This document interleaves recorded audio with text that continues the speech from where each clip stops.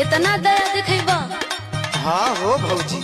अच्छा तो सुनो, अधिका बापीरा बबुआ हमारा